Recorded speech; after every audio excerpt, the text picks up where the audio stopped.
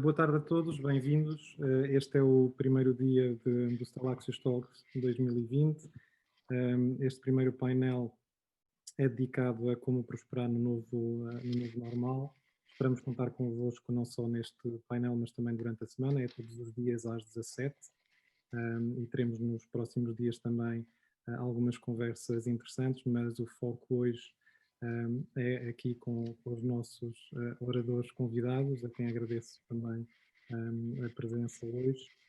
Durante a sessão poderão utilizar a funcionalidade de Q&A para colocar as vossas questões. Vamos tentar reservar algum tempo no final para poder responder algumas dessas questões. Se tiverem interesse que seja um dos oradores especificamente a responder à pergunta, digam, senão eu vou lançar a pergunta a qualquer um deles.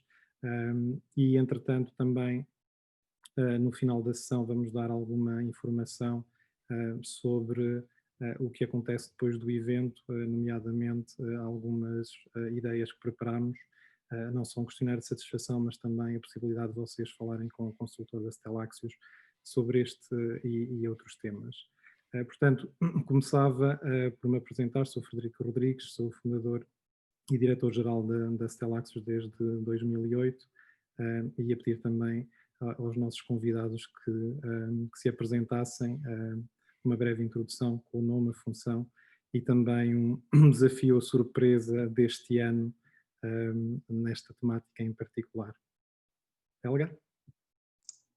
Olá, boa tarde a todos. O meu nome é Helga Saraiva Stewart, sou fundadora da Lead Results e docente na nova SBE, nova School of Business and Economics.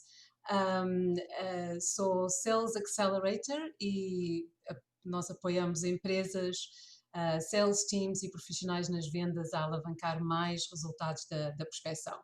E hoje vou desafiar-vos durante esta hora e vou partilhar com a nossa audiência o que é que o vosso comprador mais quer e que a maioria de vocês não está a entregar ou não está a fazer efetivamente.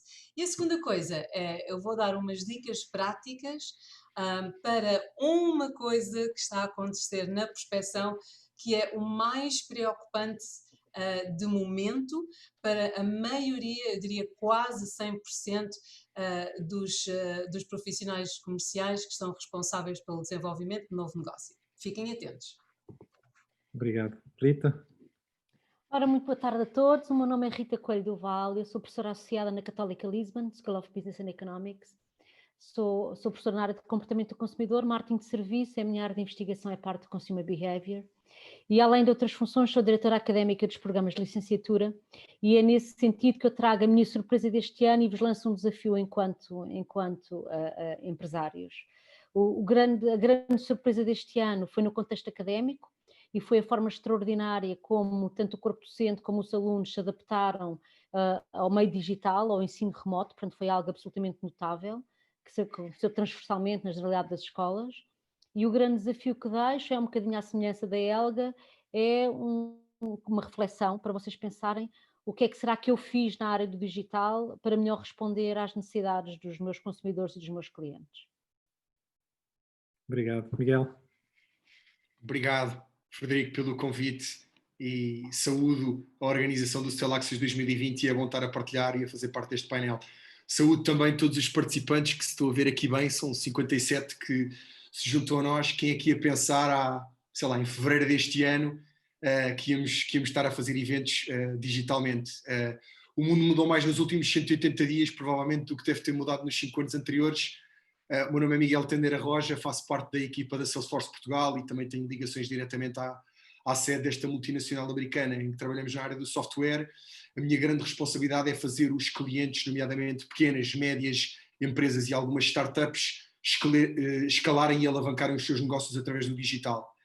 Ao longo dos últimos 4 anos na Salesforce e alguns aninhos mais no IT, aquilo que eu tenho visto é que as empresas que mais estão preparadas para adaptar com o desafio, que ao fim e ao cabo o Covid não deixa de ser um desafio de mudança e de adaptabilidade, é um paradigma de mudança, são as empresas que conseguem colocar o cliente no centro.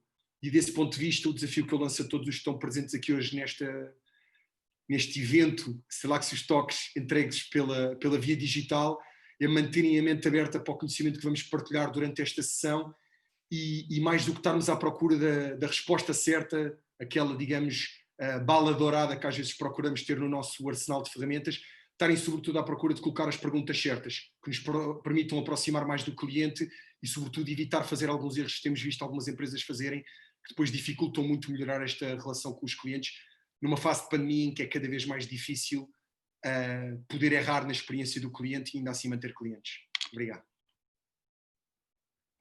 Muito bem, muito obrigado.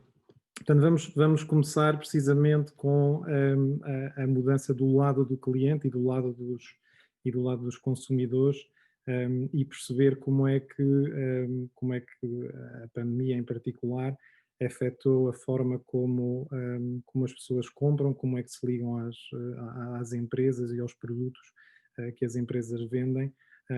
Rita, do lado do consumidor B2C, que é aquele com que a Rita trabalha mais frequentemente, quais foram as alterações principais que foram observadas? Não estamos a ouvi-la, Rita. Penso que está em mute. Estava em mute. Obrigada, Frederico, pela questão.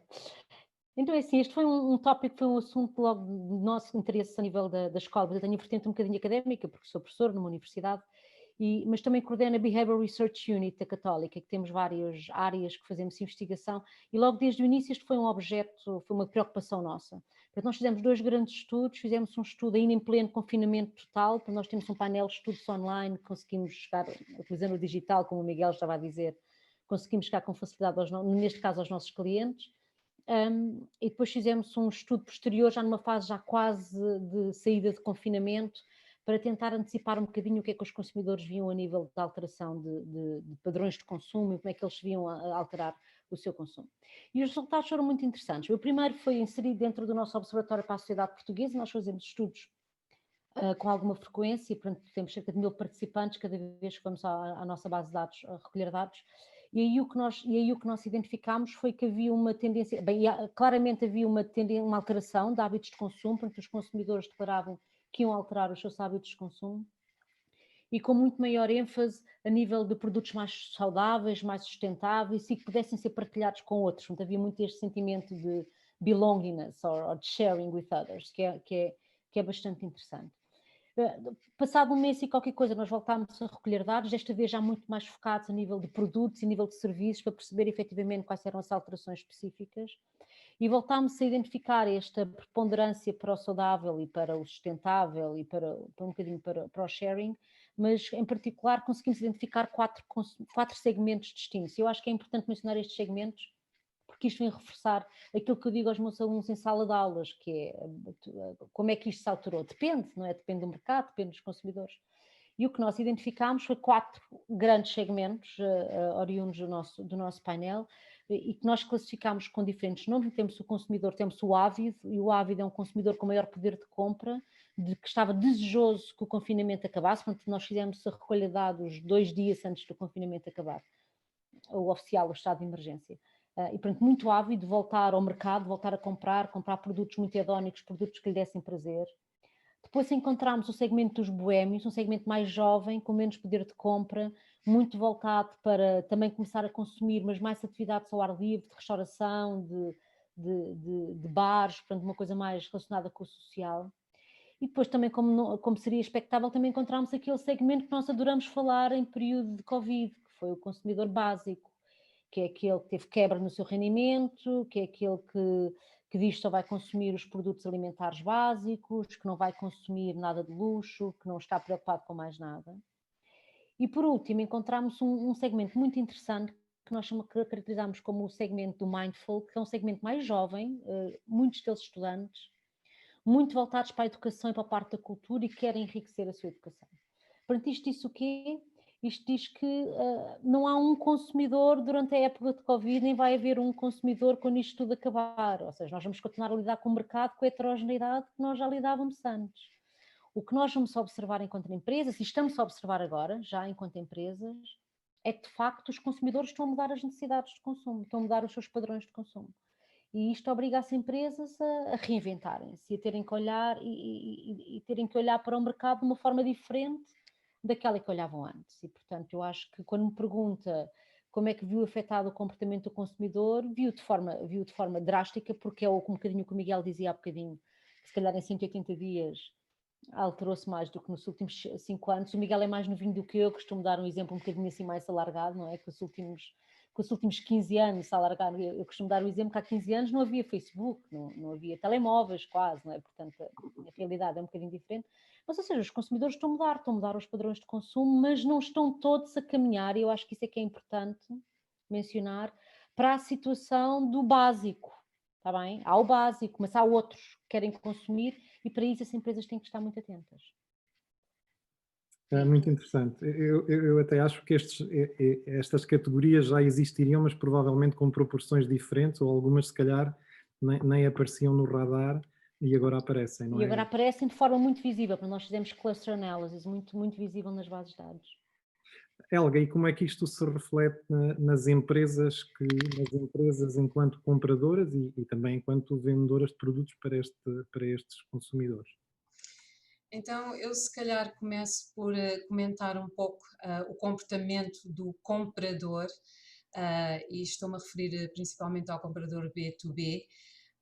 Eu acho que a primeira e a mais óbvia é a forma como adiaram, e a palavra ativa aqui é adiar as compras devido a congelamentos de orçamento. Há uma grande parte que manteve as suas decisões de continuar a comprar, mas muitos adiaram estas decisões.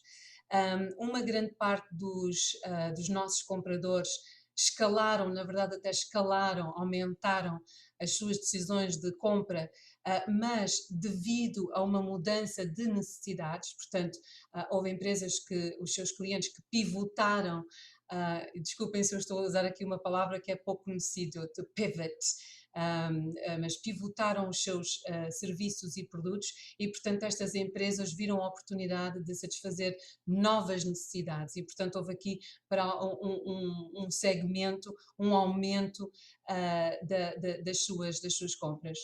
E uma outra percentagem de compradores B2B começaram a ficar à procura de mais atenção dos seus fornecedores. E atenção, quando eu falo de atenção, estou a falar de uma atenção muito específica, ou seja, um foco nas suas necessidades.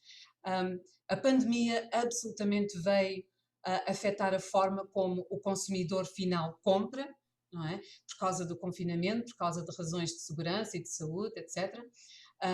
Mas a maior mudança de comportamento é que, obviamente, as empresas agora olham muito para avançar as suas decisões de compra baseadas nas mudanças, na forma como pivotaram os seus produtos e serviços. Para responder a novos segmentos de mercado, para responder a novas necessidades e a novas audiências. Portanto, esta foi uma tendência que foi muito observada até agora. Uma outra área que foi bastante inovada ou que se está agora a dar bastante ênfase, e aqui para complementar o que a Rita estava a dizer também, isto tem sido muito relevante no mundo B2B, é que acabaram-se aquelas mensagens genéricas. Muitas empresas estavam a enviar aquelas cadências de e-mails e informações a partir de plataformas automatizadas e para uma audiência mais abrangente, e agora as empresas mais sofisticadas sabem que têm que dar ênfase ao conteúdo, e não é só conteúdo, é conteúdo que é valioso para o seu cliente e relevante a essa audiência. Portanto, estas formas de interagir com o nosso mercado têm de ser feitas de uma forma muito mais bem pensada e mais bem definida. Os compradores, mais do que nunca, isto já era um ciclo que se começava a ver agora, com a pandemia foi ainda mais reforçado, é que os compradores absolutamente exigem valor. e relevância em tudo o que fazem, em todas as fases da sua jornada de compras. E isto é um comportamento, e acho que o Miguel, não sei se vais concordar comigo, seria interessante, mas isto é um comportamento que não vai mudar depois do lockdown, depois da recessão económica e tudo o resto.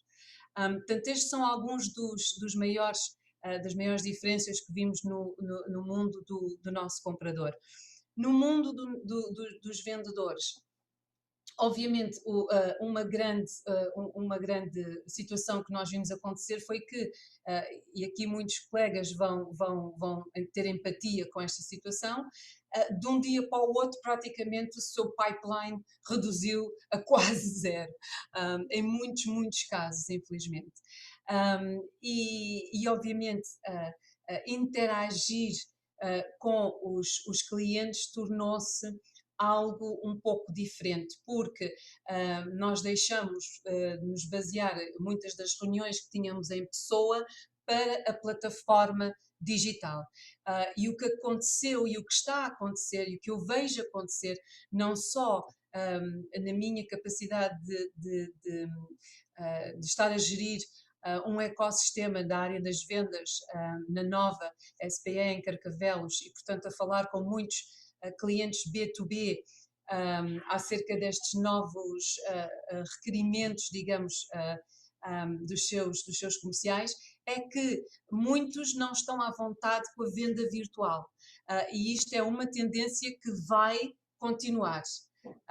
E depois já falamos um pouco mais acerca disto, mas cada vez mais absolutamente está nas mãos dos vendedores saberem como apertar valor, realmente apertar valor e posicionar valor junto das suas audiências. E provavelmente vamos falar um bocadinho mais desta primeira questão que a Helga levantou, do adiar das compras, e como é que se consegue inverter essa tendência, como é que se consegue convencer o outro lado a comprar mais ou mais cedo para se preparar para o futuro. Miguel, tu tens obviamente vários exemplos de padrões que tens visto nos clientes da Salesforce em particular, e de como é que os padrões de consumo derivados da pandemia alteraram também as necessidades de ferramentas de suporte à venda, etc., do lado dos clientes e aquilo que os clientes mais pediram durante este período. Consegue nos dar alguns exemplos? Sim, sem dúvida, Frederico. Obrigado pela questão. E acho que a primeira palavra é a adaptabilidade. Se fizéssemos, se calhar, um sumário das principais 3 palavras daquilo que nós temos ouvido, daquilo que faz os clientes procurarem soluções digitais e soluções para digitalizarem o seu negócio e a forma de estarem mais perto dos seus clientes, a primeira é a adaptabilidade. Estou a capacitar as minhas pessoas para poderem trabalhar desde casa com a mesma efetividade que trabalhariam desde o escritório. A segunda tem a ver com sistemas. Os sistemas que temos hoje em dia estão preparados para que as pessoas possam trabalhar work from anywhere, quer dizer, a partir de qualquer hora, a partir de qualquer lugar, basta que tenha simplesmente um acesso à internet. E depois tem a ver com o tema dos processos. E várias empresas, mais do que digitalizar, ou seja, passar do analógico para o digital, as empresas têm procurado neste momento transformar-se. Transformar não é apenas pegarem processos e projetos que eu tinha em papel, passar para digital, mas sim, sobretudo, aproveitar para rever os pressupostos com que elaboraram essas estratégias e perceber como é que isso se pode adaptar a um consumidor, como ouvimos da parte da professora Rita e da Helga, é um consumidor que é cada vez mais exigente. E eu acho que também interessa aqui referir os clientes que nós vimos a ter mais sucesso a fazerem isto, são clientes que, muitos deles, já tinham a mudança no seu ADN e que não eram empresas que mudavam simplesmente quando havia um choque externo ou um choque mais exógeno, e sobretudo empresas que já entendiam que a mudança é uma condição necessária, mas não suficiente para a sua competitividade enquanto empresa. A segunda coisa que temos visto é foco naquilo que são os pilares básicos, ok? Pessoas, sistemas, processos. Uma transformação digital que é feita com sucesso começa e acaba à volta do cliente.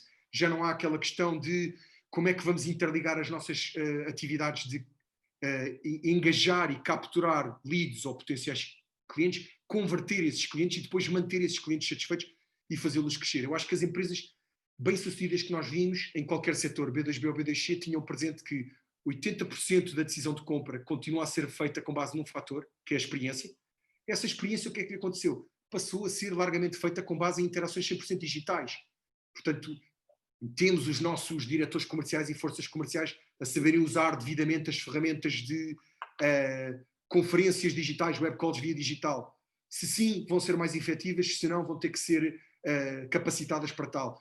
Vimos empresas muito criativas, falamos, por exemplo, do Covet Group, uma empresa que está no norte de Portugal, que já tem vendas em mais de 100 países e que é, se calhar, conhecida por todos nós por vender mobiliário de luxo, que já apareceu figurada em filmes como, por exemplo, 50 Shades of Grey. Uma empresa que prima pela qualidade, excelência, o melhor que o craftsmanship oferece em Portugal, faz parte dentro dos ADN, do ADN do seu fundador e dos seus valores enquanto empresa, o now is too late, ou seja, agora já é tarde.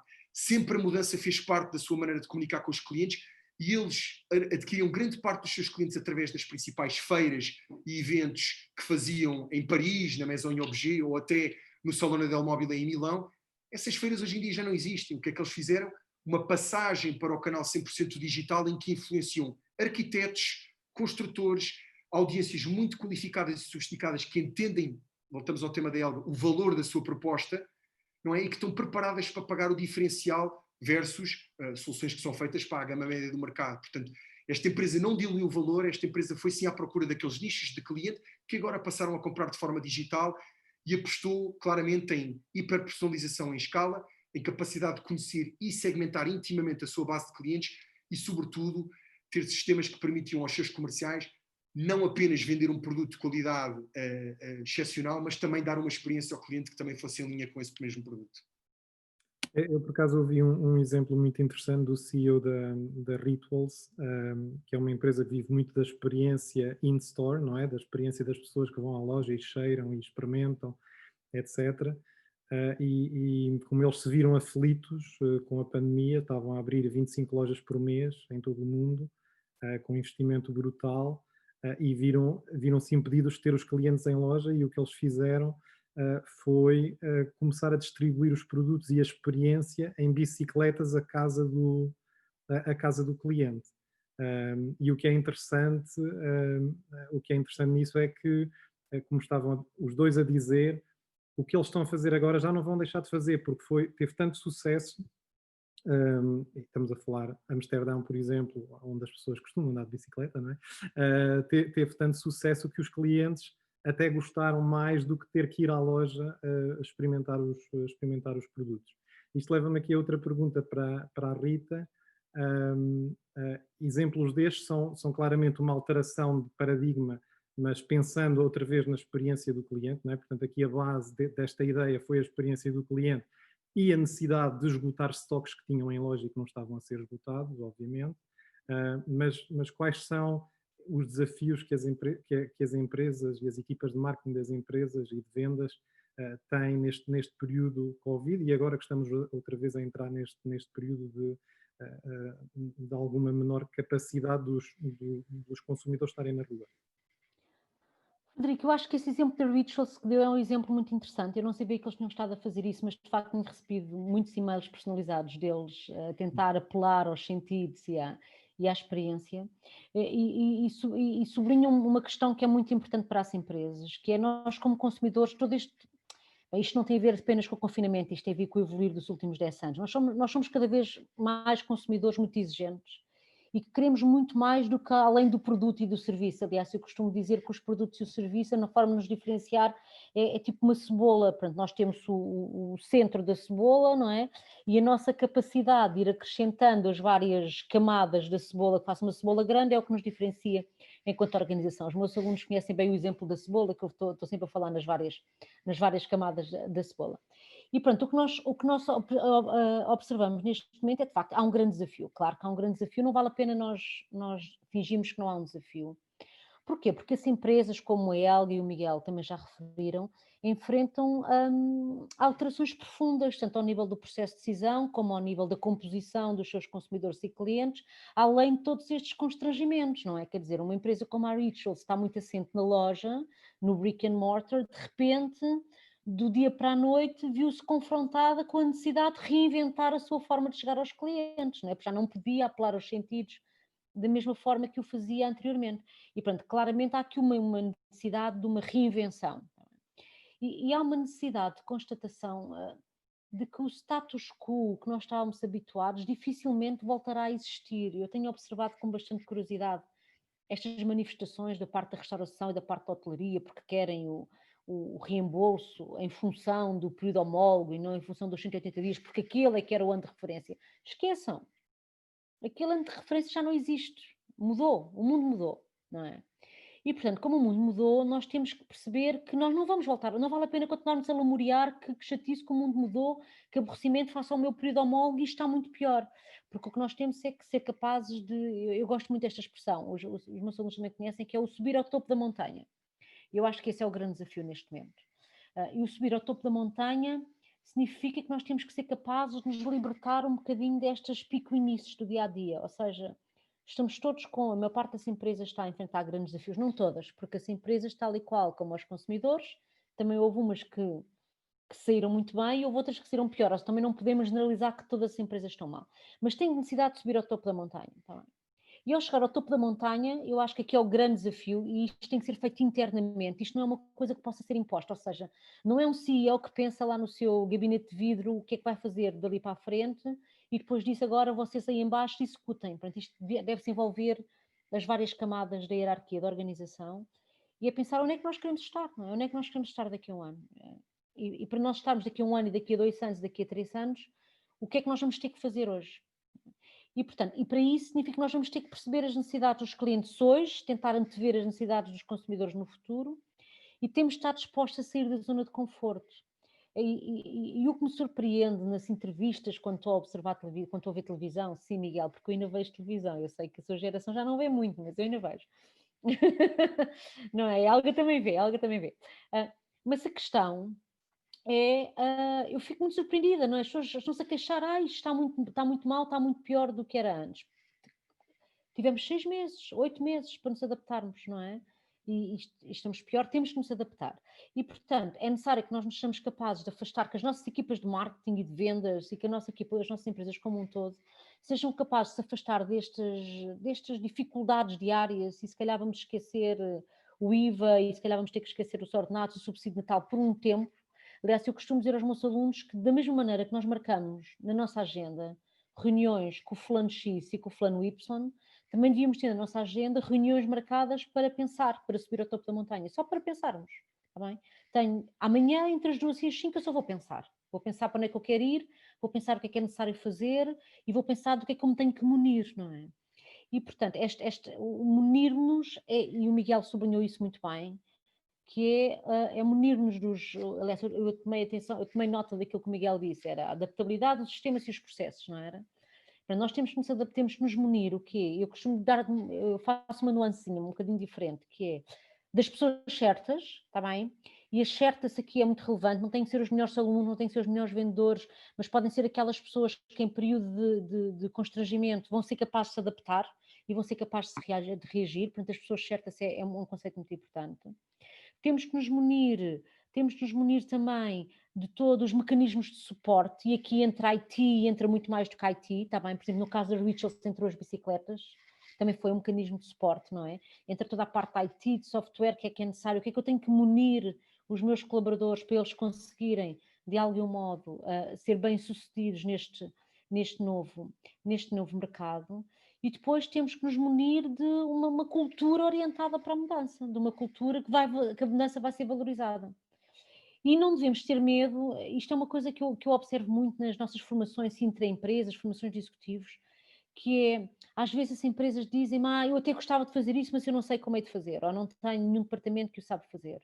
Eu acho que isso é o meu último ponto, que é, e não devemos ter medo de contratarmos quando não sabemos fazer, tá bem? Porque isso é muito importante. As empresas que neste momento não estão a trabalhar o digital, e com certeza os meus colegas vão falar disso em mais detalhe, e que não estão a trabalhar as formas de conseguir chegar aos clientes da forma digital, de comunicação, de delivery, de tudo, são empresas que estão destinadas a falhar, porque nós neste momento precisamos disto, certo? E quando não sabemos, devemos munir, devemos contratar alguém que nos ajude, alguém que possa saber. Eu costumo utilizar um caso em sala de aula, que já é um caso antigo, que é o caso do Tesco CRM Championship, portanto, Customer Relationship Management Champion. E o caso do Tesco, eu acho que é e que posteriormente inúmeras cadeias de retalho copiaram a estratégia da Tesco desenvolvida na década de 90. Eles em 95 lançam o seu Club Card Loyalty Scheme, o seu cartão de lealdade.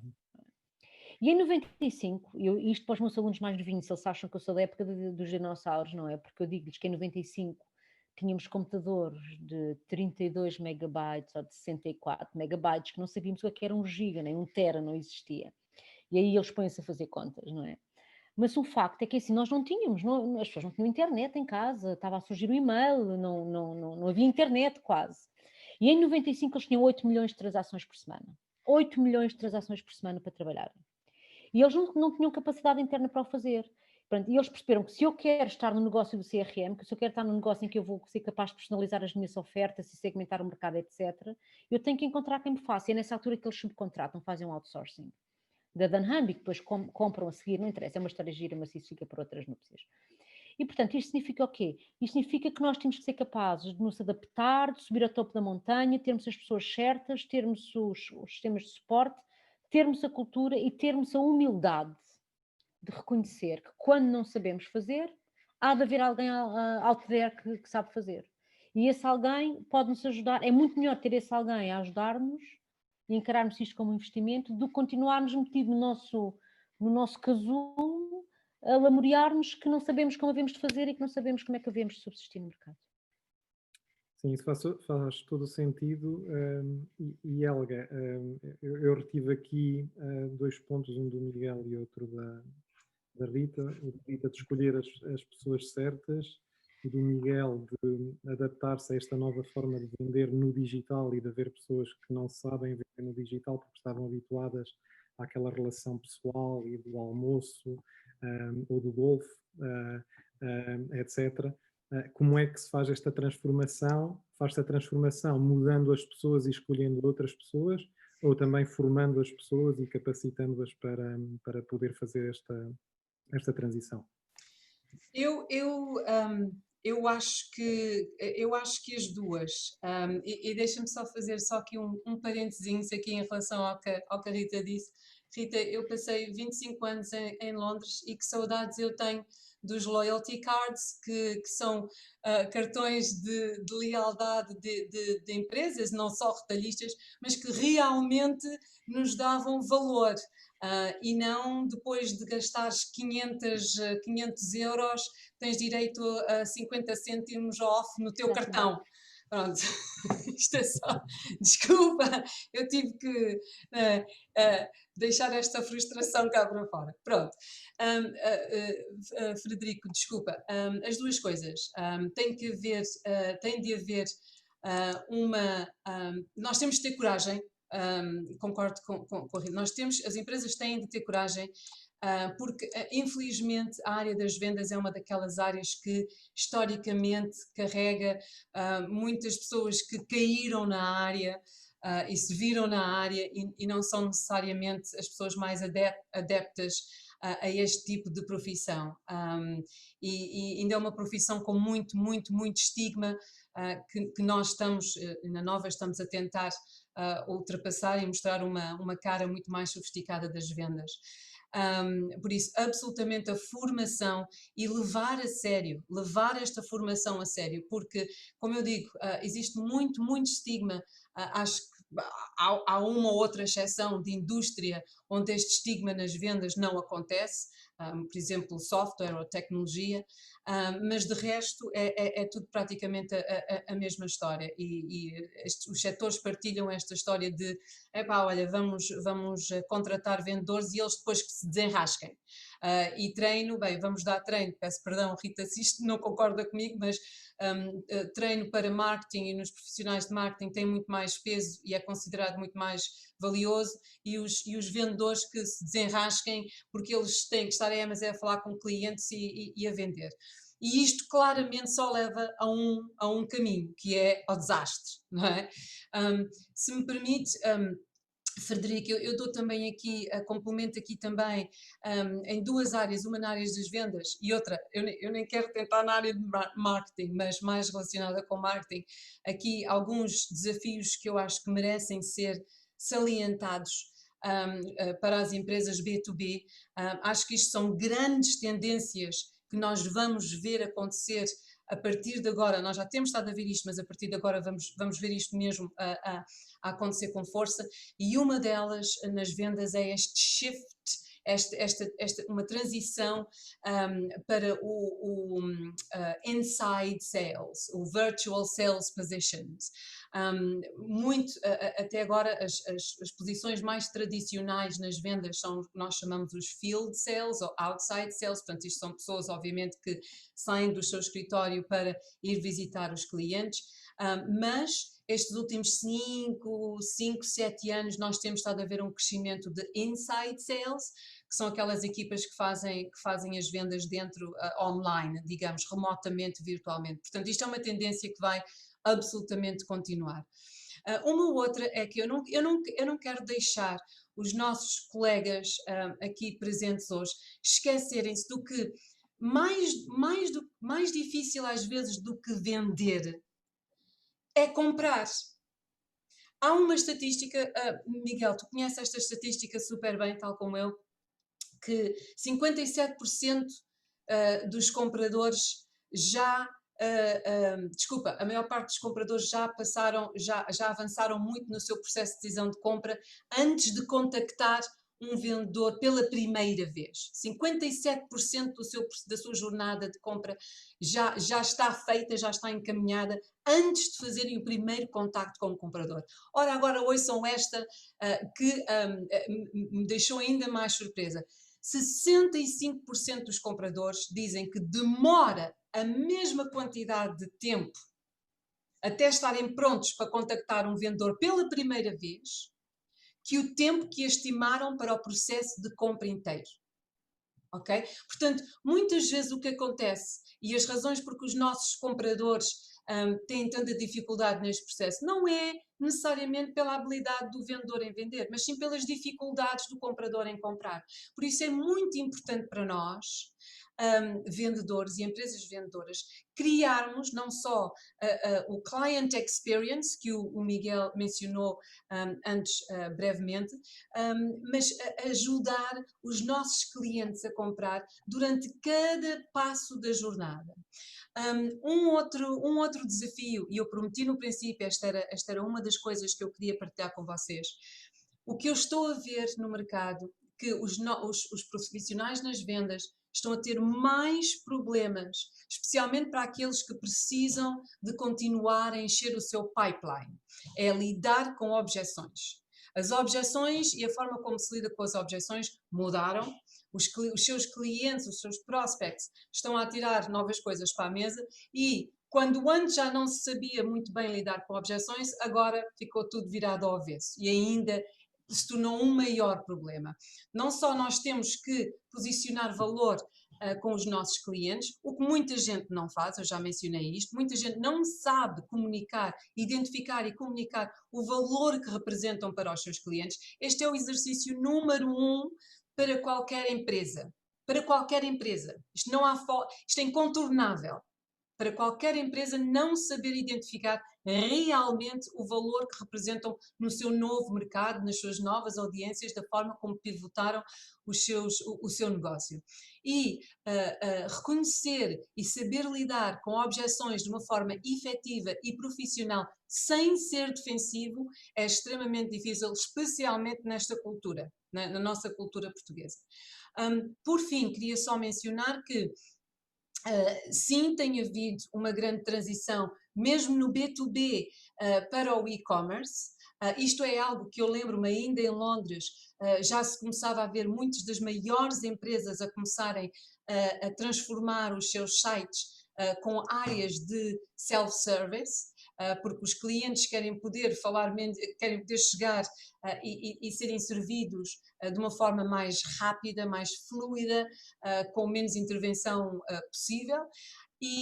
Mas aqui queria dar um aviso, uma questãozinha acerca dos desafios com esta transição, porque eu estou a falar da transição B2B e-commerce e não B2C. Um dos grandes desafios que nós temos é obviamente um de preço, porque nós não necessariamente fazemos preços transparentes, e porque obviamente muitos dos nossos clientes são dados preços mais específicos que os outros. Portanto, pensam e tenham em consideração que podem ter que arranjar uma estratégia que envolva um acesso exclusivo a clientes onde os preços são mais customizados. Uma outra é especificidade, portanto é muito, muito importante, porque isto não estamos a comprar um par de sapatos, não é, que depois podemos entregar de volta, é muito importante haver a informação correta no sistema e saberem direcionar o cliente para a solução mais adequada, porque isto não é, como eu disse, como uma plataforma B2C. E por último, obviamente, pensarem na experiência do cliente, que é algo que o Miguel já tinha mencionado antes. Obrigado. Miguel, tu és a pessoa certa para falar desta questão do Inside Sales, porque a Salesforce faz Inside Sales há muitos anos e, aliás, foi um modelo, inclusive, para outras empresas como o Grupo Vodafone, em como fazer Inside Sales e como ter uma equipa que vende, por exemplo, para toda a Europa, baseada na Irlanda, não é? Mas queria também que ligasses isto com aquilo que vês em termos de suporte tecnológico para as empresas e aquilo que a Salesforce também oferece do ponto de vista de suporte tecnológico para ajudar a dar este salto, quer o salto da falta de skills, não é? Da falta de formação, e portanto é preciso ter ferramentas que sejam fáceis de utilizar e que tragam já processos embebidos que ajudem a trabalhar de uma forma diferente, mas também ter no fundo um universo, uma panóplia de funcionalidade que ajuda a levar o processo todo de uma ponta à outra. Obrigado pela questão, Frederico. Sem dúvida nenhuma. Eu acho que é interessante pensar como é que muitas empresas ainda assentavam em modelos comerciais, sobretudo em B2B, portanto em negócio para negócio, em que era aquela chamada conversa que tínhamos com alguns CEOs de outras potenciais empresas que nos diziam: a minha estratégia comercial é muito simples, é LGD, não é? É Lunch, Golf and Dinner, não é? A estratégia comercial de visitar clientes, a visitação trazia determinado nível de oportunidades e essas oportunidades, após serem inseridas dentro de um funil de vendas, algumas delas seria retirado o devido partido, outras nem tanto, mas não, digamos que não havia uma aposta nesta venda com base no valor e, sobretudo, em produtos que fossem mais escaláveis e também mais repetíveis. Eu acho que o tema hoje em dia de Inside Sales é que o debate que as empresas antes poderiam eventualmente ter entre Field Sales, Inside Sales, portanto, venda no terreno ou mais venda através, portanto, de ferramentas digitais, uma venda 100% digital, portanto, sem a componente de interação humana, ela veio para ficar e não é simplesmente agora adaptada para produtos e serviços de mais baixo valor ou com menor complexidade. As exigências que são hoje em dia feitas a um consultor comercial, a um membro de um departamento comercial de uma empresa que queira ser líder no seu mercado e, sobretudo, que queira transmitir confiança aos seus clientes, eu diria que são 3 grandes desafios. O primeiro, relevância. Não é que vender esteja mais difícil. Eu até, inclusive, desafiaria as 64 pessoas que temos na audiência. Nós estamos com 64 pessoas às 17h49 de uma segunda-feira. Isto, estatisticamente, nós já andamos nisto há 20 anos. Segunda era o pior dia para fazer eventos. Às 17 era o que nós chamávamos a hora do morto. E, muito provavelmente, estar a convencer as pessoas a juntarem-se a uma conversa deste tipo, nesta data e esta hora, em termos de marketing, seria um suicídio com boas práticas de realização do evento, demand generation, geração de procura de clientes, o que fosse, geração até de interesse a nível mais inicial. E as coisas mudaram porque a relevância, se o cliente vir a relevância, o cliente está disponível para se juntar, porque já não tem o custo de estar a sair do seu escritório e deslocar-se.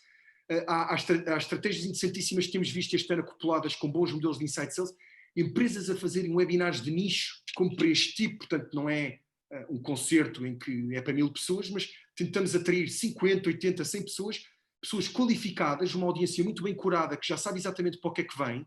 Não estamos aqui, desculpem a expressão, tentar vender a torradeira, não há aqui nenhuma pitch de venda ou comercial, estamos a compartilhar know-how com as pessoas, a tentar transmitir às pessoas que as coisas mudaram, as coisas vão continuar a mudar e quem não for adaptável ao ponto de reconhecer isto, e depois as equipas de Inside Sales convidarem para um webinar, é uma maneira muito inofensiva de conseguir captar a atenção de decision makers que antes não tinham tempo para estar a ir a um evento de uma manhã inteira, porque não tinham, e agora podem passar a marcar presença neste tipo de eventos. Portanto, relevância e captar atenção, sobretudo ter o hook, ter aquele gancho de já não há a questão de a relação é suficiente para gerar interesse comercial ou para gerar relação. É fundamental liderar com valor, e o valor tem a ver com business cases, customer success stories, tem a ver com a capacidade de termos pessoas formadas para identificar junto do cliente quais são os pilares da sua proposta de valor hoje em dia que têm que ser adaptados para este novo normal em que é profundamente assente em pilares digitais. Vemos empresas muito interessantes a fazer isto. Não quero deixar de dar um exemplo para quem ainda não conhece. A Paul Stricker, uma empresa de média, média grande dimensão, que tem uma faturação que deve andar a rondar eventualmente acima de 80 a 100 milhões de euros. Isto são notícias públicas que já saíram inclusive no Jornal de Notícias. É o grande líder a nível europeu no setor de produtos promocionais. Dependiam largamente da indústria dos eventos. A indústria dos eventos foi das que mais parou, à semelhança dos hotéis, do turismo, durante a pandemia. A mensagem do próprio CFO e vice-presidente é muito clara. Sempre que ele fala em público, através do LinkedIn, através dos canais que ele utiliza para dinamizar a sua empresa, fala da componente de formação, uma aposta contínua na formação das suas pessoas, adaptabilidade, resiliência, capacitá-las para no novo normal poderem continuar a ser eficientes. Segundo, foco no cliente. Não podemos estar a fazer um negócio business as usual. Há um tempo, acho que uma das frases que ele utilizou é sempre fizemos assim, são as palavras mais perigosas da língua portuguesa. E ele constantemente inovava e trazia métodos. Reparem, isto é uma empresa, quem pensa que foi afetado pelo Covid, uma empresa que se dedica a produtos promocionais e a customização desses produtos para empresas e clientes que depois participam em eventos. Quer dizer, não é preciso dar o exemplo de que o Web Summit, que estaria a acontecer a esta hora, nesta altura do ano, atualmente é um evento que passou 100% digital. Aquelas 70 mil pessoas que passavam por Lisboa deixaram de passar. Portanto, as empresas que entendem isto, e inclusive fazem máscaras com o branding da empresa, fazem o álcool gel, branding com a empresa para os novos colaboradores que estão a ser contratados, poderem também ter essa manifestação da preocupação da empresa com a sua segurança, com o seu bem-estar, que já não podem enviar um brinde a um cliente e enviam esse mesmo álcool gel ou até a própria máscara. Isto são empresas que foram profundamente afetadas naquilo que era o core do seu modelo de negócio, mas que escolheram olhar para o problema buscando uma solução e, sobretudo, usando os exemplos da Rita da professora Rita e da Helga, é sobretudo uma atitude de humildade e de foco no cliente. Eu acho que são palavras-chave para todos nós sairmos daqui com elas hoje. É importante manter a humildade. Vivemos numa era de mudança. Aquilo que era certo antes já não é certo agora. Provavelmente não vai ser certo também para o futuro. Portanto, é importante não criarmos demasiadas raízes. Eu acho que este é um ano em que, se quisermos fazer analogias para quem aprecia a Fórmula 1, que até houve recentemente a Fórmula 1 em Portimão, esta é uma analogia de, na Fórmula 1, a posição mais importante hoje em dia é do race engineer, o engenheiro que está a assessorar qual é o tipo de pneus adequados para a prova que queremos correr. E acho que é muito importante as pessoas e as empresas pensarem se estamos com o tipo de pneus adequados para fazer esta corrida e poder triunfar neste novo normal. Muito obrigado, Miguel. Temos cerca de 9 minutos até ao final. Eu queria só relembrar a quem está na sessão, se tiverem questões, é uma boa altura para as colocar, porque depois não podemos responder, e tendo em conta que não temos muitas questões ainda por responder, eu vou aproveitar um bocadinho mais o tempo da Rita, da Helga e do Miguel. E antes de irmos para digamos assim, os key takeaways que nós tínhamos aqui pensado para a parte final, antes das questões, vocês falaram aqui em vários temas que tocam no ponto de como, e particularmente este último exemplo que deste, Miguel, que tocam no ponto de como transformar desafios em oportunidades, que é disso que estamos a falar, não é? A Rita já referiu, não ficar a ter aqui uma cultura de mudança, reinventar-se, tudo isso são formas de transformar desafios em oportunidades. E eu queria perguntar-vos, se calhar começando pela Rita, 2 ou 3 exemplos onde viu isso acontecer com sucesso durante este período. Então é assim, eu gostava de sublinhar só um pormenor antes, que é um bocadinho uma tendência generalizada de consumo que nós possivelmente iremos enfrentar. Hum, não foi com grande surpresa que nós, naqueles estudos que eu vos falei, que nós realizámos no painel de estudos online da Católica Lisbon, que nós identificámos um enorme enfoque dos consumidores para produtos muito mais relacionados com a saúde e muito mais relacionados com sustentabilidade. Então, eu acho que isto é uma tendência claramente que veio para ficar. E também não foi com grande surpresa que ficámos um afastar do luxo supérfluo, ou seja, do consumo só por consumir. Eu acho que os consumidores vão começar à procura de coisas que lhes sejam mais meaningful, que lhes façam algum tipo de sentido e significado, e tenham um significado, num consumo muito mais hedónico. Eu acho que há vários exemplos de empresas, mas eu gostava antes de dar os exemplos das empresas, sublinhar um bocadinho aquilo que eu acho que é fundamental. Esta parte, o reinventar é muito fácil dizer, não é? Mas como é que eu me reinvento? Não é? Como é que eu, ou seja, eu às vezes digo aos meus alunos, está bem, eu até vos posso convencer que isto faz sentido, não é? Mas vocês têm que chegar na segunda-feira à empresa e se calhar saber como é que isto vai fazer, só dizer vamos reinventar não é suficiente, não é? Eu acho que é muito importante, e a mensagem já foi deixada pelo Miguel e pela Helga, haver um grande enfoque no customer experience, está bem? Começámos logo a falar na experiência do consumidor logo no início desta talk, e eu acho que era importante nós acabarmos também a falar no customer experience, porque nós temos que começar a ficar, e o Miguel há bocadinho também referiu isto, o customer centric, ou seja, começar a ficar muito mais centrado no cliente. Porquê? Porque nós temos que perceber que se nós queremos estar no mercado, bem, competir com o preço com base no preço é a pior ideia possível e imaginária que podemos ter neste preciso momento. Por isso significa que vamos estar a tentar vender só o cernezinho da cebola, e o cernezinho da cebola é igual naquela cebola, é igual na cebola ao lado. Portanto, quer dizer, não vou estar a vender uma coisa que é considerada quase uma commodity, porque não há grande diferenciação. Mas eu tenho que criar as camadas, e para eu criar as camadas que eu falava há bocadinho, significa que eu tenho que me focar muito mais no desenvolvimento de soluções, tenho que me desenvolver soluções, que é a cebola como um todo, está bem? Com as várias camadas. E para eu fazer isto, eu tenho que conseguir perceber qual é a jornada de consumo, quais são os pain points, quais são os golden points, ou seja, perceber onde é que eu posso, o que é que eu posso ir acrescentando ao meu produto que vai sendo, de algum modo, vai constituir fatores de diferenciação. E a nível de empresas, o Frederico mencionou o Rituals há bocadinho com as bicicletas. Eu acho que nós observámos um conjunto de empresas notáveis durante o período de Covid. É verdade que para algumas não correu muito bem, mas para muitas empresas trabalhar muito bem a proximidade com o cliente. Por exemplo, o retalho, ao criar muito retalho, e com retalho não estou a falar de supermercado, estou a falar de retalho generalizado. Começaram a criar o Click and Collect, por exemplo, que era algo que a maior parte do retalho com loja, com brick and mortar, com lojas não fazia, portanto faziam os grandes retalhistas como os supermercados, não é? O Continente fazia, o El Corte Inglês fazia, o Jumbo fazia, os grandes supermercados, mas o retalho normal, o retalho de rua, não fazia click and collect. Eu acho que é um belo exemplo de como é que as empresas tentaram inovar um bocadinho. Os restaurantes de luxo, um segmento mais premium, muito assente na experiência, que, por exemplo, resolveu começar a oferecer a experiência da degustação em casa, portanto, haver o pacote de degustação em casa. No fundo, é quando montanha não vai a Maomé, vai Maomé à montanha, não é? Portanto, não se conseguia, o cliente não conseguia chegar ao restaurante. Um restaurante, o restaurante vai até eles. Os ginásios acho que também foram muito exemplos, sofreram horrores e foram muito exemplares na tentativa de manter a proximidade com o cliente. Eu recebia do meu ginásio quase semanalmente um plano de treino, um convite para uma aula online. Portanto, eu acho que foi notável, muito rapidamente, foi muito rápido. Eles perceberam que se nós não agarramos os consumidores agora, se os deixamos esquecer de nós, não os vamos conseguir recuperar outra vez. Não houve aqui um esforço para recuperar. A semana passada havia um exemplo interessantíssimo também de uma outra área que sofreu também tremendamente, que foram os cinemas. Portanto, os cinemas também se tiveram que reinventar, e uma das comunicações que eu recebi era a possibilidade de reservar uma sala de cinema para um grupo de amigos. Eu acho que isto é muito interessante, é mesmo trabalhar a experiência, que é eu quero ir ao cinema, não me sinto confortável em ir ao cinema com uma data de pessoas desconhecidas, eu posso reservar a sala para ir com um grupo de amigos. Portanto, é quase como ir a um concerto, mas vou ter uma sala privada. Portanto, há imensos exemplos de empresas que, confrontadas com a realidade, não é? Que se tentaram efetivamente reinventar.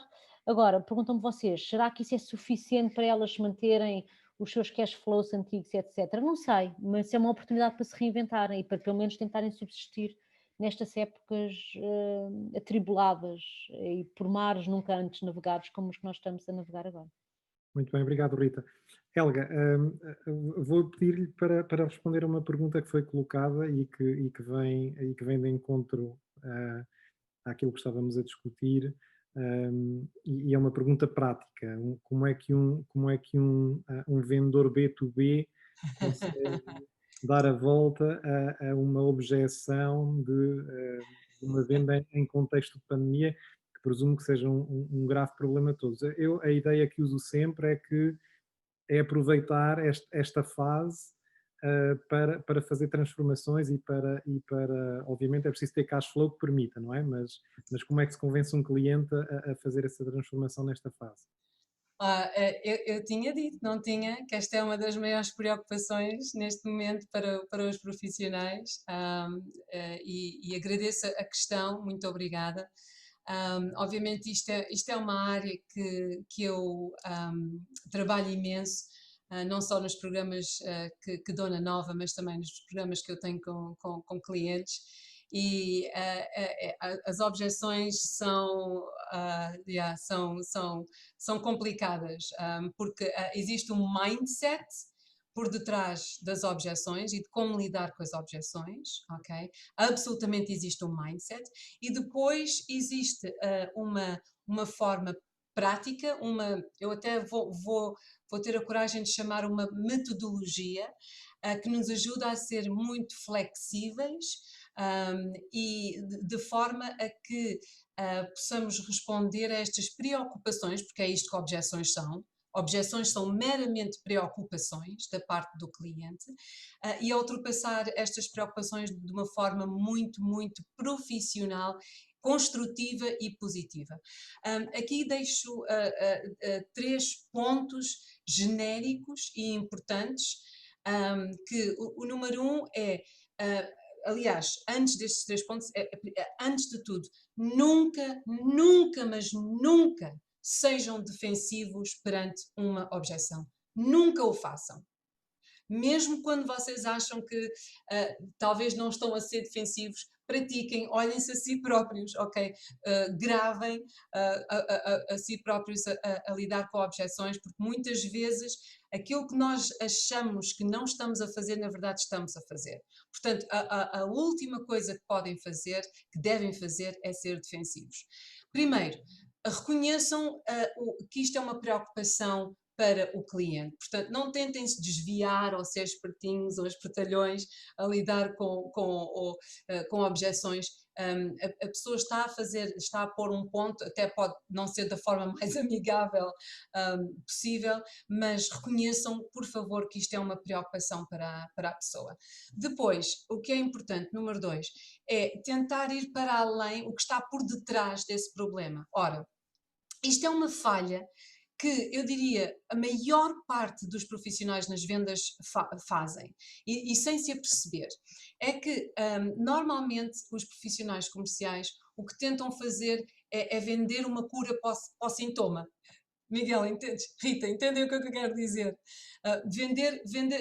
Vem a sua solução com uma cura para um sintoma. Na verdade, o que nós vendemos soluções que ajudam a resolver a causa do problema. Isto é uma verdadeira solução. Isto é verdadeiramente estar a ajudar o nosso cliente a ou reduzir um risco, ou eliminar um problema, ou encontrar uma nova oportunidade, ou alcançar um novo resultado. Nós temos que, o que é que significa nós transicionarmos de me-centric, ou company-centric, ou product-centric para client-centric? Significa exatamente nós sabermos como resolver o que está por detrás, a causa da preocupação. E isto tende a ser algo que a maior parte dos comerciais não sabem como chegar lá. Não sabem como, através de descoberta, que é o que eu chamo a qualificação, saber fazer as perguntas adequadas para encontrar o que está por detrás daquela preocupação, a causa daquela preocupação. E depois, quando fazem efetivamente, depois respondem então a essa preocupação. Pronto, eu sei que devem estar à espera de um exemplo prático, não me importo de o dar, uma das maiores objeções que nós ouvimos hoje em dia é por favor, Clara, telefona-me depois desta recessão passar, ou este tempo aqui um bocado mais preocupante passar, porque estamos a reestruturar, seja o que for, ok? Vocês entendem o que eu quero dizer. Uma forma de endereçar, de responder a esta preocupação, é simplesmente dizer, sim, realmente estes são tempos, este é um período muito, muito complicado para muitos dos nossos clientes, e o que acontece é que nós vemos que quando nós temos a oportunidade, ou quando um cliente tem uma oportunidade de ouvir e receber ideias e perspectivas que o ou a ajudam a ultrapassar estas questões mais importantes durante este período, ou que os ajudam a posicionar para melhor estarem posicionados para a recuperação, estas perspectivas, estas ideias têm bastante impacto. Portanto, eu terei muito gosto em partilhar estas ideias consigo, numa altura onde pode discuti-las internamente com a empresa e depois nós podemos voltar a conversar, numa altura mais oportuna. Portanto, não se encontrar, não ter uma reunião com o cliente agora, pura e simplesmente porque eles estão preocupados, não é justificação, não é argumento suficiente. Os vossos clientes, os nossos clientes estão a passar muitos por uma altura de grande preocupação, eles precisam de ideias, está comprovado através de vários estudos que os clientes não se objetam, they don't object, não se opõem. Não se opõem. Não se opõem. Oi, obrigado. Não se opõem a se encontrar com vendedores, mas estes vendedores têm de saber partilhar valor, têm de saber dar, fazer render o seu tempo, têm que ajudar o seu cliente em cada momento a vencer de alguma forma. Portanto, se eu tenho algo a partilhar com o meu cliente que lhe vai ajudar a enfrentar os problemas que tem de momento, eu vou pelo menos oferecer um pouco do meu tempo para partilhar estas ideias que realmente funcionam, e depois eu tenho que ter a capacidade de oferecer estas ideias que realmente funcionam, ok? Porque isto não é só falar, é fazer também, ter as capacidades para fazer, e nunca ninguém vai dizer não a isso. Portanto, eu espero poder ter ajudado um bocadinho com este sentido. Miguel? Vou aqui fazer Miguel, dar uma colherada rápida, se acharem bem. Sei que estamos no período de compensação, não é? Já são 18h08, também queremos respeitar o tempo de todos os participantes. Estou em casa, mas de uma forma muito rápida. Primeiro, uma saudação à pergunta da Ana Soares, porque realmente é preciso coragem para estar a fazer a pergunta que se calhar todos os outros participantes tinham na cabeça. Esse é o primeiro ponto. O segundo, a Ana já está no bom caminho, portanto, conseguiu ganhar a confiança de um cliente que partilhou de um potencial cliente que partilhou consigo uma objeção. Posso lhe dizer que a maior parte dos clientes tem essa objeção na cabeça e quando nem sequer a partilham, esse é o pior sinal. Porque a Ana nem sequer tem a oportunidade de potencialmente resolver um problema porque não o conseguiu detectar. Não lhe foi dada essa oportunidade. O que é que aconteceu? Provavelmente foi relevante e gerou confiança suficiente na parte preparatória para poder chegar a conquistar esse direito, ter essa conversa de responder a uma objeção como estas. O terceiro ponto, eu diria que tem a ver com o tema do status quo que já foi falado. A coisa mais arriscada neste momento na língua portuguesa é usar as palavras sempre fizemos assim, ou vamos continuar a fazer como fazíamos.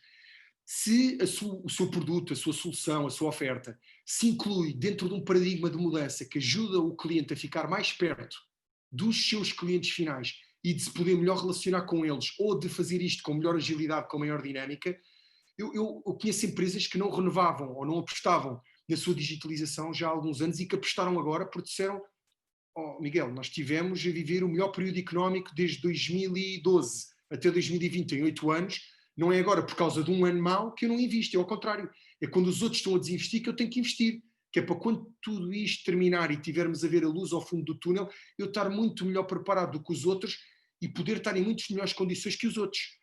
Portanto, eu acho que a objeção de como é que ultrapassamos esta objeção da situação económica face à pandemia, Ana, para si, se for diretora comercial para as suas equipas, aquilo que eu lhe digo é a coisa mais cara e que a pandemia nos vem ensinar é que a coisa mais cara para qualquer equipa comercial e para qualquer cliente vai em linha do que aquilo que a professora Rita e a Helga falaram, é o tempo. Se tem um cliente que está a dizer que esta objeção é impossível de ultrapassar, perfeito, continuamos a nutrir, a enviar conteúdo que gere confiança, business cases, referências, histórias de sucesso de cliente e vamos nutrir até que esse cliente esteja preparado. E quando ele se lembrar que for o timing certo, só se vai lembrar de nós e a Ana vai ser a empresa mais bem posicionada para isso. Ou, se vamos ser sinceros, há muitas empresas que não estão neste momento capacitadas para poder fazer este tipo de investimentos. Se não tivermos uma solução criativa para lhes oferecer, simplesmente não é o timing e também temos que saber desqualificar. Os clientes vão nos respeitar mais por isso. Os clientes, acho que hoje em dia, mais do que nunca, valorizam a honestidade, valorizam não estar com aquelas falinhas mansas ou com aquelas palavras baratinhas. Aquilo que eles querem é objetividade, aconselhamento, saber o que é que estão outros clientes, eventualmente do mesmo setor, também a fazer para se manterem competitivos. Portanto, eu acho que com isto cobrimos este ponto e agradeço mais uma vez e saúde a pergunta da Ana, que se calhar muita gente tinha esta pergunta e a Ana acabou por ser aqui a emissária deste tema. A Ana acabou de agradecer e eu também queria agradecer-vos a vossa presença e antes de me despedir, queria pedir-vos o vosso takeaway. Eu penso que já deram as ideias base ainda agora, a Helga e o Miguel pelo menos, mas de qualquer forma vou-vos dar a oportunidade, primeiro à Rita,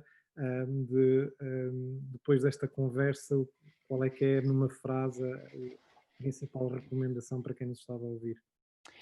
Em primeiro lugar, a realidade mudou, estamos a enfrentar novos consumidores com novos hábitos de consumo, as empresas têm que se reinventar se querem continuar no mercado e a grande mensagem que eu acho que posso deixar é que não vale a pena andarmos a lamorear-nos, temos é que arregaçar as mangas, definir uma estratégia e tentar seguir em frente com o que temos e ser criativos e conseguir enfrentar estas águas tumultuosas que estamos a enfrentar neste preciso momento.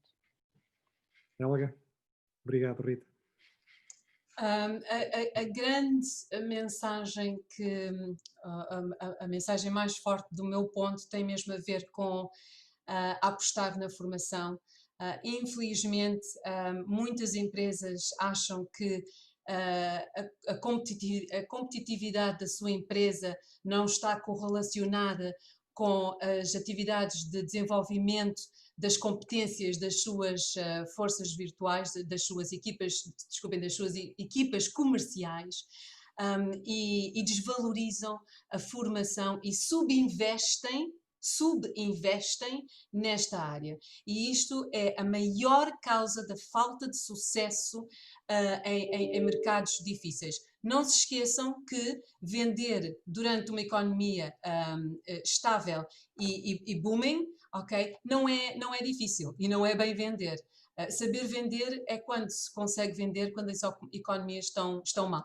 É como dizem, os bons tempos aumentam a nossa confiança e são os maus tempos que melhoram o nosso carácter. Portanto, saber vender, arranjar as competências e desenvolver as competências, especialmente na área da prospecção, porque eu acredito que vai haver uma grande transição para não só o virtual, mas também para o lado dos dados, ou data intelligence, e aqui o Miguel pode falar muito mais sobre isso. Data intelligence, data and intelligence vai fazer muito parte da venda e do mundo da venda, mas não vai substituir, a automatização não vai necessariamente substituir por completo o vendedor. Portanto, saber fazer prospecção e ser um ativo de valor da empresa para com o seu consumidor é extremamente importante e não deve ser desvalorizado. Obrigado, Helga. Miguel, muito rapidamente. Sim, eu acho que de forma muito rápida, a mensagem principal é que não há transformação sem termos muito presente para onde é que queremos ir, e esse é aquele ponto de interrogação muito grande que as empresas estão com dificuldade em responder hoje em dia, e a resposta não está dentro das empresas, a resposta está lá fora, está no cliente. É preciso, mais do que nunca, sermos empresas orientadas ao cliente. Perguntas que eu normalmente costumo fazer: se os departamentos de marketing e comercial são importantes para a sua empresa, qual é que foi a última vez que investiu de forma efetiva neles? Qual é que foi a última vez que se perguntou se temos as pessoas certas, os sistemas certos, os processos certos para as pessoas poderem trabalhar e gerar resultados neste novo normal. As empresas que eu acho que se estão a juntar a nós e os líderes e as líderes que estão connosco neste evento merecem uma saudação especial, porque acho que estão a fazer uma escolha que é a principal escolha que todos temos para fazer este ano, que é uma escolha entre a coragem e o medo. A coragem para mudar, a coragem de ter humildade para ouvir o cliente e dizer: nós não estamos a fazer tudo certo, mas quais são as perguntas que temos que fazer para ficar mais perto disso? E o medo de ficar parados, congelar, não saber exatamente para onde é que vamos, ou simplesmente dizer: epá, vamos continuar assim à espera que isto mude. Eu acho que essa é a grande decisão que as empresas têm que mudar, e acho que são este tipo de eventos. Para os que participaram aqui hoje e gostavam de ter mais poder de decisão nas vossas empresas, desafios a poderem levar os principais takeaways deste evento para dentro das vossas empresas e dizer aos decisores: eu investi o meu tempo fora do trabalho para vir a este evento e ouvir estas pessoas a falarem. Aqui está algumas ideias que eu acho que podem fazer sentido, porque eu acho muito sinceramente a liderança hoje em dia já não pode ser feita através de torres de marfim, tem que ser feita com quem está focado naquilo que é mais importante, que é o cliente, e a digitalização, que veio para ficar, não se irá embora, e acho que cada vez mais temos que estar juntos para abraçar estes desafios. Obrigado. Obrigado, Miguel. Obrigado a todos. Pelo menos da minha parte foi muito interessante, gostei imenso. Queria deixar uma mensagem também a todos os participantes. Há aqui algumas perguntas que vieram já no período complementar e não vamos conseguir responder, mas trataremos de responder, se possível, offline. Queria deixar-vos também com um convite. Durante a próxima semana, a Stellaxius vai organizar sessões one-to-one,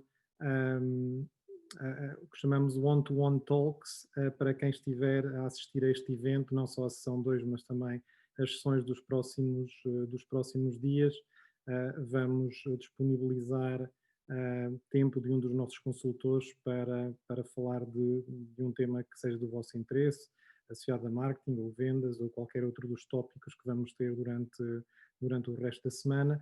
E antes de saírem, queria só deixar-vos um pedido para preencherem o inquérito de satisfação. É importante para nós perceber se este evento foi do vosso agrado. Já vi aqui nos comentários algumas das questões que sim, mas se puderem todos tirar 10 segundos quando saírem para responder, agradecemos. Muito obrigado e até amanhã. Obrigado a todos. Até amanhã. Obrigada a todos. Boa tarde. Obrigado, Fred e a equipa também pela organização. Até amanhã. Até amanhã.